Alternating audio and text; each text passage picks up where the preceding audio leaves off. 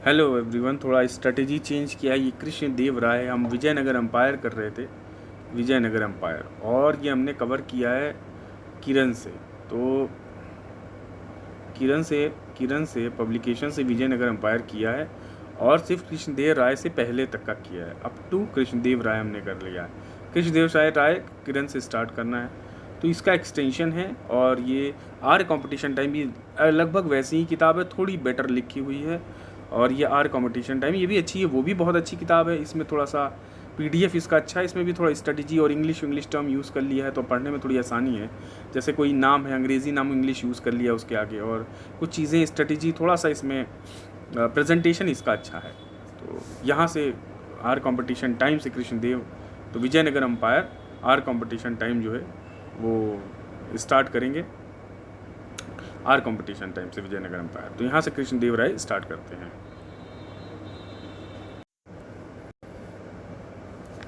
तो फ्रेंड्स, कृष्णदेव राय यहाँ से स्टार्ट कर रहे हैं।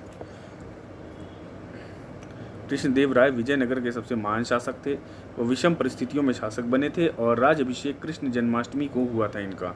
राज अभिषेक कृष्ण जन्माष्टमी को 15 से 9 और 10 की बात है। बीदर के सुल्तान महमूद शाह ने बीजापुर के आदिल शाह से, तो बीदर के महमूद शाह ने और बीजापुर के आदिल शाह के साथ मिलकर विजयनगर पर आक्रमण किया, किंतु पराजित हुआ। इस युद्ध में यूसुफ आदिल शाह जो था मारा गया। यूसुफ आदिल शाह इस युद्ध में 1509-10 की बात है।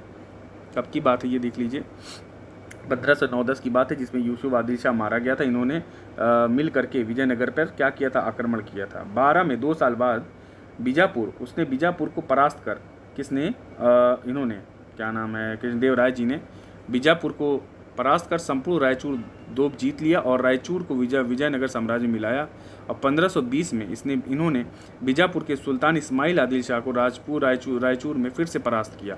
तो बीजापुर को फिर से परास्त किया, और इस विजय में क्रिस्टियानो डी फिगेरेडो के नेतृत्व में आई पुर्तगाली सैनिक टुकड़ी का भी योगदान था।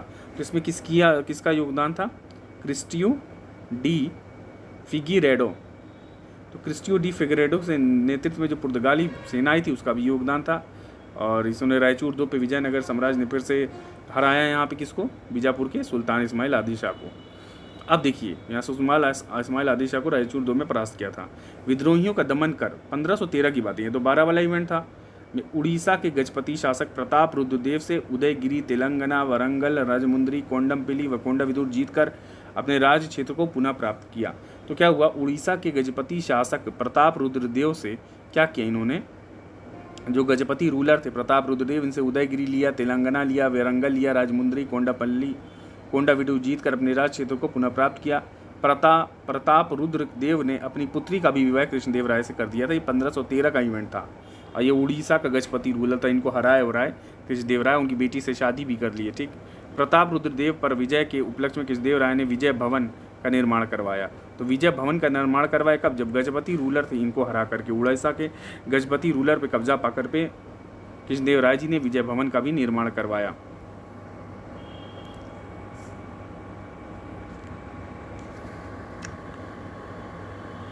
ये थोड़ा सा दिक्कत करता है।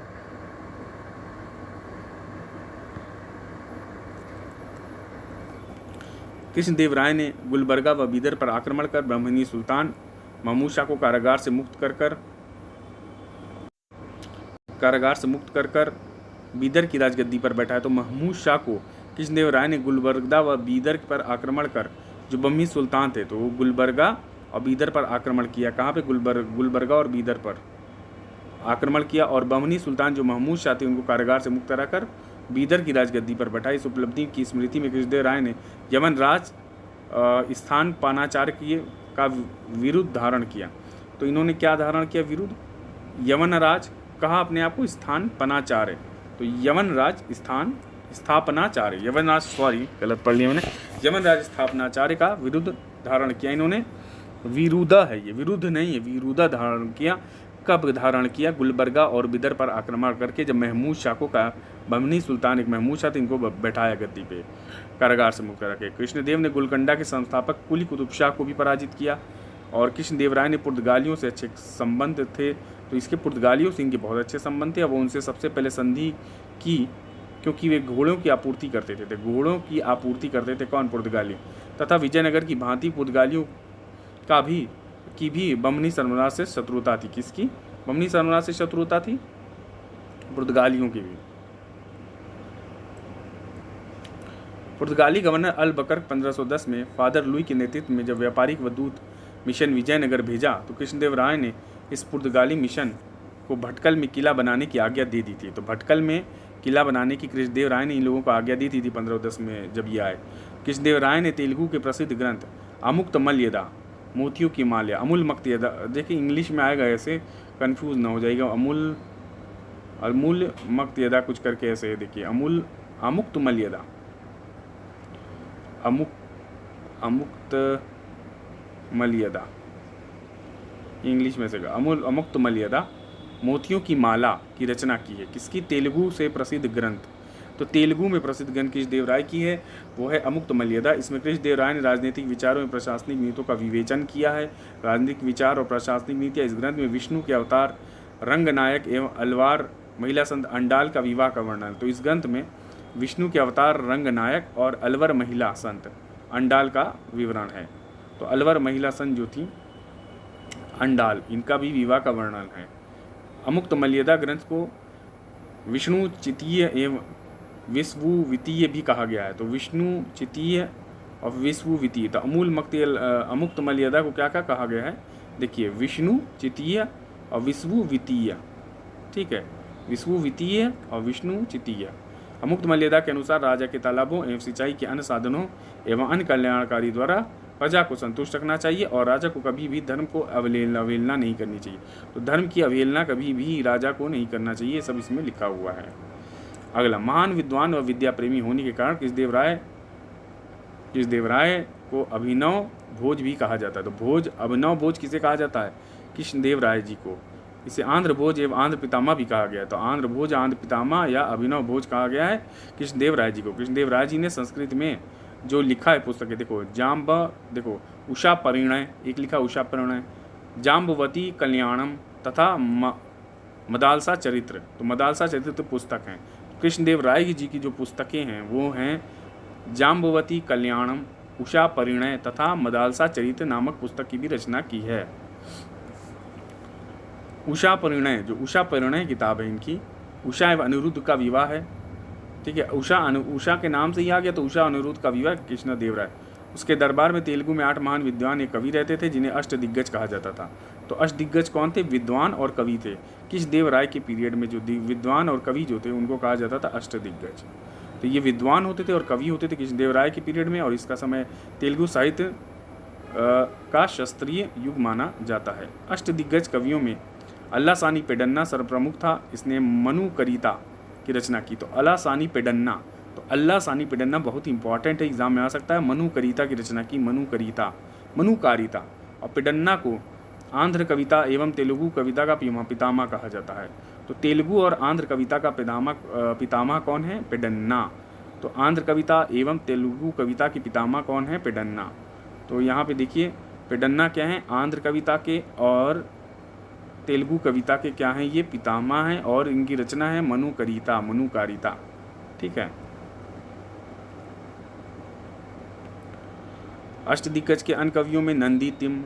तो इनके जो अष्टदिग्गज की बात कर लीजिए तो और कवि जो थे नंदी तिम्मन, भट्टमूर्ति, दुर्जटी, भट्टमूर्ति, नंदी तिम्मन, मल्लन, रामचंद्र, जिरगली मुरुन्ना, अंतेनी लारम। देखो एक बार और देख लो, याद हो जाएगा।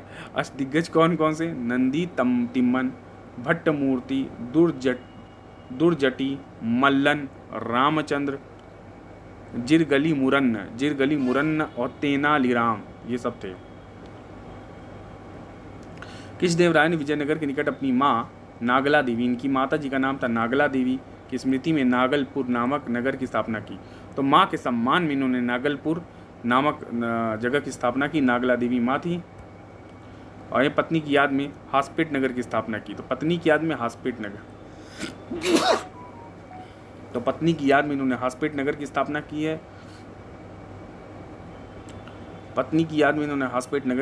की है। और नागलपुर नामक नगर की स्थापना की है इसने। तो अपनी माँ नागल देवी की स्मृति में नागलपुर नामक नगर की स्थापना की है एवं पत्नी की याद में हॉस्पिट नगर की स्थापना की। पुर्तगाली यात्री डोमिंगो पेस और डुआर्ट बरबोसा इनके काल में आए। तो डोमिंगो पेस और डुआर्ट बरबोसा, तो डुआर्टे बरबोसा और डोमिंगो पेस आए और डुआर्टे बरबोसा इन्हीं के काल में आए थे। विजयनगर में कृष्णदेव राय जी के काल में आए थे ये दोनों। ठीक है। कृष्णदेव राय का राज दरबार भुवन विजय विश्व विजय था। तो इनका राज दरबार जो था भुवन विजय विश्व विजय था। प्रतिवर्ष भुवन विजय में बसंत उत्सव मनाया जाता था, कवियों को सम्मानित किया जाता था बसंत उत्सव में। और राज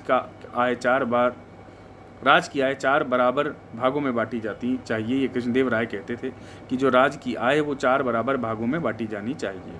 कृष्णदेव राय ने भूमि की विस्तृत सर्वेक्षण कराया तथा कर निर्धारण किया। कृष्णदेव राय ने हजारा मंदिर तथा विठल स्वामी मंदिर बनाए। तो हजारा मंदिर जो राम जी को समर्पित है और विठल स्वामी मंदिर जो कृष्ण जी को समर्पित है, कृष्णदेव राय ने बनवाए थे। तो कृष्णदेव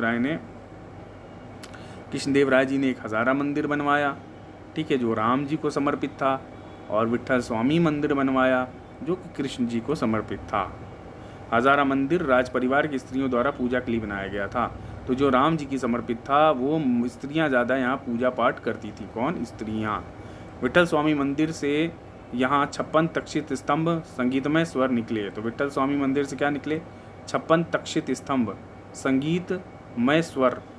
नीलकंठ शास्त्री के अनुसार चिदम्बरम मंदिर का निर्माण भी किसने? तो नीलकंठ शास्त्री ने कहा है कि नीलकंठ शास्त्री जी ने कहा कि चिदम्बरम मंदिर का भी निर्माण कृष्णदेव राय जी ने कराया था। और कृष्णदेव राय के राजगुरु का नाम व्यास जी था। तो इनके राजगुरु व्यास जी थे। उसका प्रधानमंत्री महाप्रधान था। इनका प्रधानमंत्री महाप्रधान था। कृष्णदेव राय के विवाह कर को हटा दिया। तो विवाह कर भी लगता था, इसको हटा दिया था कृष्णदेव राय जी ने, विवाह कर।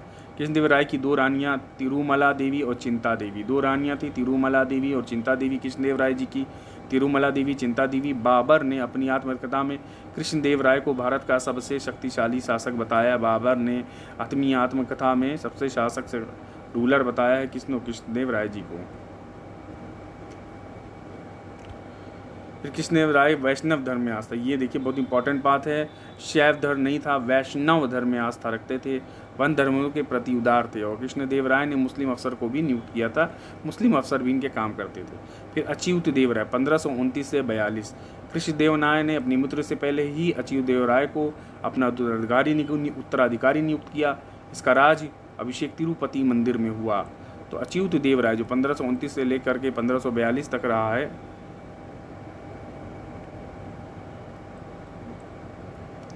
29 से लेकर 42 तक, और इसका राज्याभिषेक तिरुपति मंदिर में हुआ। और ये कृष्णदेव राय जी का पुत्र था, उत्तराधिकारी था। उसने राम राय पुत्र भी रहा होगा पहले। फिर उसने राम राय के साथ संयुक्त शासन किया। किसके? राम राय के साथ अच्युत देव राय ने संयुक्त शासन किया था। अच्युत देव राय के दरबारी कवि राजनाथ डिंडियम ने संस्कृत काव्य अच्युतराय भूम्युदय में अच्युत देव राय की उपलब्धियां का वर्णन किया है। तो यहाँ देखिए इंपॉर्टेंट है ये कि अच्युत देव राय की उपलब्धियां का वर्णन इसी के दरबारी राजनाथ डिंडिम ने संस्कृत में किया है। और इसका नाम है अच्युतराय दरभ्यू। तो इनके देखो नाम क्या, देखो ये है अच्युतराय भ्युदय, अच्युत देव राय की उपलब्धियां राजनाथ डिंडिम ने। ठीक है।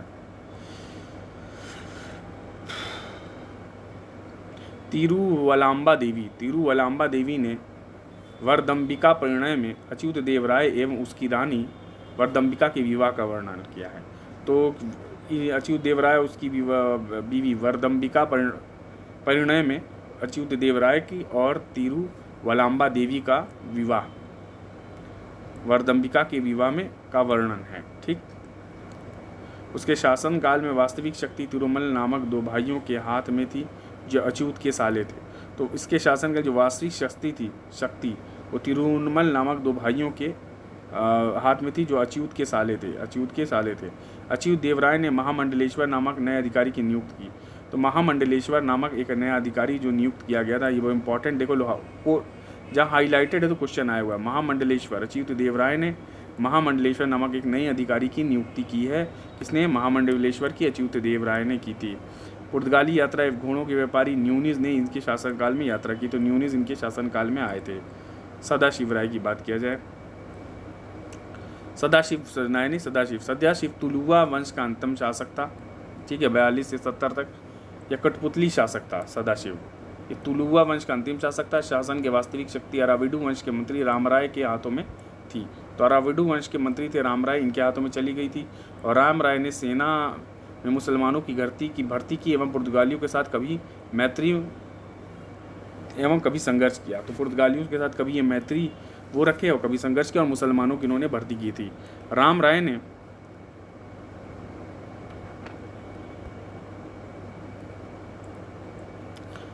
राय ने नीतिगत परिवर्तन किया और दक्कन के सुल्तानों को झगड़ों में सक्रिय हस्तक्षेप किया। तो सुल्तानों में झगड़े वगड़े होते थे, वो राम राय ने इसमें हस्तक्षेप किया। और 1558 की बात है, राम राय ने बीजापुर और गोलकोंडा के साथ मिलकर अहमदनगर को लूटा। तो अहमदनगर को गोलकोंडा बीजापुर के साथ राम राय ने मिलकर 1558 में लूटा। इसकी प्रतिक्रिया स्वरूप बरार को छोड़कर अन्य 4 बमनी राज्यों ने विजयनगर के विरुद्ध एक संयुक्त संघ बना लिया। तो बरार को छोड़कर के बाकी जो 4 थे, क्या हुआ कि बीजापुर गोलकोंडा से मिल गए थे। तो अब फिर से बीजापुर, गोलकोंडा, अहमदनगर, बीरार अलग से ये लोग फिर ऐसे एक ग्रुप बना लिए और इनके लिए लड़ाई की। और बीजापुर के अली आदिल शाह इस संघ के मुखिया थे। इस संघ के कौन मुखिया थे? बीजापुर के अली आदिल शाह। तो बीजापुर के अली आदिल शाह इस संघ के मुखिया थे।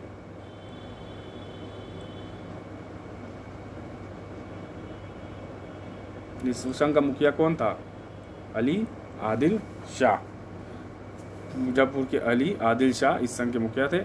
और बरार को छोड़कर, बरार सिर्फ बचा हुआ था, बाकी सब मिल करके बीजापुर, गोलकोंडा, अहमदनगर, बीदर, ये सब बहमनी जो किंगडम थे मिल करके इन पे अटैक कर दिए। फिर बरार इस संघ में गोलकोंडा से शत्रुता के कारण शामिल नहीं हुआ। तो गोलकोंडा से बरार की लड़ाई थी, इसलिए शामिल नहीं हो पाया। बमनी किंगडम का एक लेक्चर बचा है, वो भी हम देखेंगे बाद में। देखिए, बरार इस संघ में गोलकोंडा शत्रुता के कारण शामिल नहीं हुआ। 23 से 25 जनवरी 1565 में संयुक्त सेना ने तलीकोटा या राक्षस तांगड़ी की बनी हट्टी के युद्ध में विजयनगर की सेना को बुरी तरह पराजित किया। तो तलीकोटा के युद्ध में 1565 में इनको पराजित किया गया था। 23 से 25 जनवरी। बरार नहीं शामिल था। इस युद्ध में विजयनगर की सेना का नेतृत्व राम राय जी ने किया था। और संयुक्त सेना का नेतृत्व हुसैन निज़ाम शाह ने किया था। तो वो जो सेना थी उसमें हुसैन निज़ाम शाह ने। हालांकि इसके मुखिया कौन थे? अली आदिल शाह इसके मुखिया थे, संयुक्त संघ के मुखिया थे। और लीड किया था हुसैन निज़ाम शाह ने। राम राय को युद्ध मैदान में हुसैन निज़ाम शाह ने अपने हाथों से मारा। तो हुसैन निज़ाम शाह ने राम राय जी को अपने हाथों से मार दिया। और विजयनगर काल में सबसे ज़्यादा मुसलमानों की भर्ती राम राय ने ही की थी। सबसे ज़्यादा मुसलमानों की भर्ती राम राय।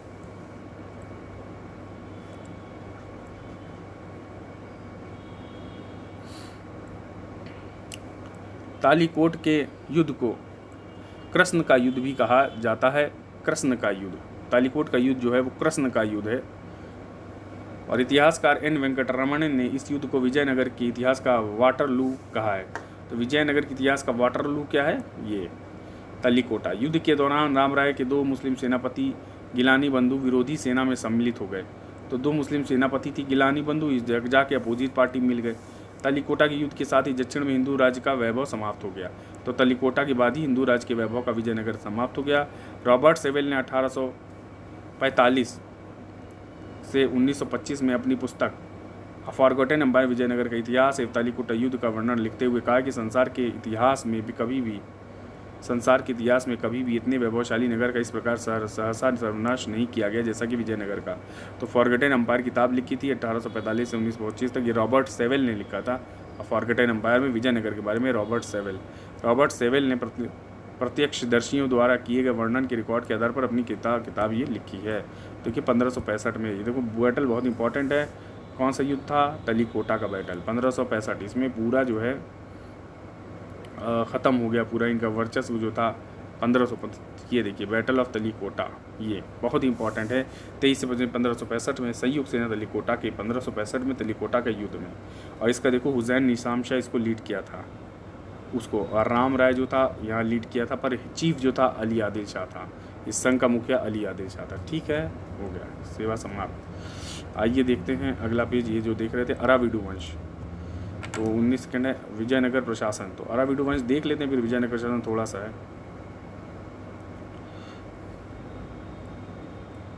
1570 से 1649 तक अराविडु वंश। तालीकोटा के युद्ध के बाद रामराय के भाई तिरुमल ने विजयनगर के स्थान पर पेनकोंडा को अपनी राजधानी बनाई। तो राजधानी वेनुगोंडा को तिरुमल भाई था, रामराय का भाई था तिरुमल, इसने राजधानी जो बनाई वो वेनुगोंडा को बनाई और उसने तुलु वंश के सदाशिव को अपदस्थ कर 1570 में अराविडु वंश की नींव डाली। तो किसने? अराविडु वंश की इसने नींव डाली, तिरुमल। तो उसने तुलु वंश के सदाशिव को अपदस्थ कर, जो तुलुवान सदाशिव थे, हटा करके अराविडु वंश की नींव डाली। और तिरुमल को पतनशील कर्नाटक साम्राज्य का उद्धारक भी कहा जाता है। पतनशील कर्नाटक साम्राज्य का उद्धारक कौन? अराविडु वंश। तिरुमल के बाद उसका पुत्र रंग प्रथम शासक हुआ। कौन पुत्र? रंग प्रथम। वेंकट द्वितीय यह तिरुमल का पुत्र था। वेंकट द्वितीय 1586 से लेकर 1416 तक, 1586 से 1416 तक वेंकट द्वितीय ये तिरुमल का पुत्र था। और वेंकट द्वितीय ने मुख्यालय पेनुगोंडा से चंद्रगिरी स्थानांतरित कर दिया। वेंकट द्वितीय ने तो यहाँ स्थापित कर दिया चंद्रगिरी में। 1612 की अगर बात करें, अडियार के राजाओं ने वेंकट द्वितीय की अनुमति लेकर मैसूर राज्य की स्थापना की। तो वेंकट द्वितीय की अनुमति लेकर अडियार या ओडियार के राजा ने मैसूर स्थापित किया। वोडियार डायनेस्टी आप पढ़ते हो इंग्लिश में, वोडियार डायनेस्टी। यहीं मैसूर में टीपू सुल्तान ने के बाद इन्हीं लोग को हटाया गया था। वोडियार डायनेस्टी के अंदर ही थे ये लोग, हैदर अली वाली। तो वोडियार के वेंकट द्वितीय की अनुमति लेकर मैसूर राज्य की स्थापना की। किससे ली थी? वेंकट द्वितीय से। कृष्णदेव राय के जो ये सब, राम राय का जो जनरेशन थी। तो वेंकट का स्पेन के राजा, ये जो वेंकट द्वितीय के राजा फिलिप तृतीय से पत्र व्यवहार था। और 1598 में वेंकट ने ईसाई पादरियों का अपने दरबार में इसने स्वागत भी किया था। वेंकट द्वितीय की चित्रकला में रुचि थी। उसने 2 जेसूट चित्रकार अपनी सेवा में रखे थे। किसने? वेंकट राय ने। वेंकट द्वितीय ने पुर्तगालियों को वेल्लोर में गिरजाघर निर्मित करने की अनुमति दी थी। और वेंकट द्वितीय के बाद अधिकतर नायकों ने अपनी स्वतंत्रता घोषित कर दी।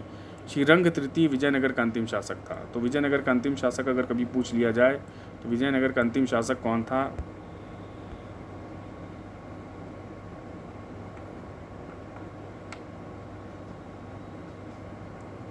तो विजयनगर का अंतिम शासक जो था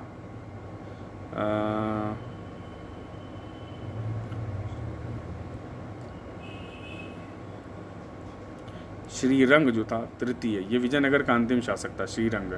इसके समय मैसूर, बिदनूर, मदुरा व तंजौर सब स्वतंत्र हो गए। तो तंजौर, मदुराई, मैसूर सब स्वतंत्र हो गए थे श्रीरंग के समय में। विजयनगर राज्य अंतिम रूप से शिवाजी द्वारा बर्बाद हो गया। तो शिवाजी द्वारा बाद में ये विजयनगर राज्य बर्बाद हो गया। और विजयनगर साम्राज्य के पतन का मुख्य कारण उसकी समृद्धि एवं अनेक शत्रु थे। और बर्टन स्टाइन ने कहा विजयनगर युद्ध राज्य था। विजयनगर क्या था? युद्ध राज्य था। तो ये किसने कहा है? अब देखो ये यहाँ लिखा है तो क्वेश्चन एग्जाम में आया होगा, या पॉइंट ऑफ व्यू से सही है। बर्टन स्टीन ने कहा है विजयनगर युद्ध राज्य था। तो यहाँ देखो अगर इससे विजयनगर क्या था? बर्टन स्टीन ने कहा विजयनगर युद्ध राज्य था। ठीक, यहाँ पे कुछ दिया हुआ विजयनगर शासकों द्वारा जीते गए क्षेत्र है। हरिहर प्रथम ने होयसाला जीता था। बुक्का ने मदुरै जीता था। हरिहर द्वितीय ने गोवा जीता था। कृष्णदेव राय ने जयचूरदोप जीता था। तो हरिहर द्वितीय ने गोवा जीता, बुक्का ने मदुरै जीता, हरिहर प्रथम ने होयसाला जीता। विजयनगर परिमंडलम में मदुरै, चिंगलपेट्टू, दक्षिण आर्कॉट, तिरुनेलवेली ये सब क्षेत्र थे। तो विजयनगर में आज के मदुरै, चिंगलपेट्टू, दक्षिण आर्कॉट और तिरुनेलवेली ये है। लिग्नाइट डिपॉजिट देखो, तिरुनेलवेली लिग्नाइट डिपॉजिट है, बहुत लिग्नाइट पाया जाता है तिरुनेलवेली में। तो ये सब जो विजयनगर परिमंडल में ये सब आते थे। ठीक, विजयनगर के प्रमुख शासक जो थे, शासक वंश, संगम, हरिहर बुक्का, सलुवा, नरसिंह सलुवा, फिर तुलुवा वीर नरसिंह आया और अरिविडु तिरुमल आया। तो तिरुमल, फिर तुलुवा में वीर नरसिंह, इसी तुलुवा में क्या होते? कृष्णदेव राय। सलुवा डायनेस्टी, हरिहर। तो इसका तो 20 साल था, इनका 60-60 साल था, वीर नरसिंह वाला तुलुवा। ठीक, तो ये खत्म। विजयनगर में संगम वंश ने किया था और सबसे कम 20 वर्ष का शासन सलुवा ने किया था। सबसे कम देखो 20 वर्ष का बस सलुवा ने। सबसे ज़्यादा हरिहरा बुक्का वाला 149 ईयर संगम वंश। ठीक, अब विजयनगर का प्रशासन नेक्स्ट लेक्चर से करें।